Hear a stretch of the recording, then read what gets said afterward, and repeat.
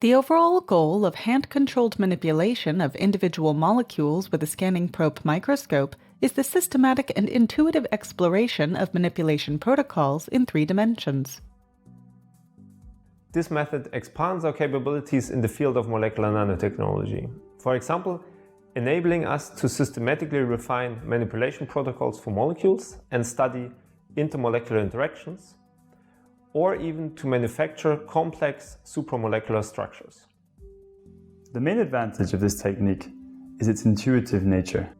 The experimenter breaks the mold of programming automatically executed tip trajectories and engages directly in the manipulation process.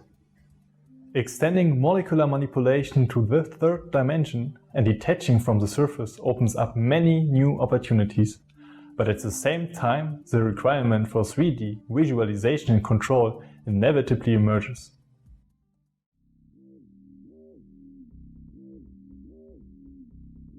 Set up the low-temperature scanning probe microscope driven in 3D by the experimenter's hand using a motion capture system, as described in the text protocol.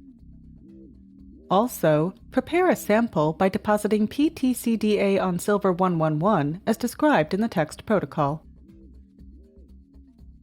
Set the scanning tunneling microscope, or STM, in constant current mode with the parameters that facilitate LUMO contrast for PTCDA. This allows one to determine the molecular orientation.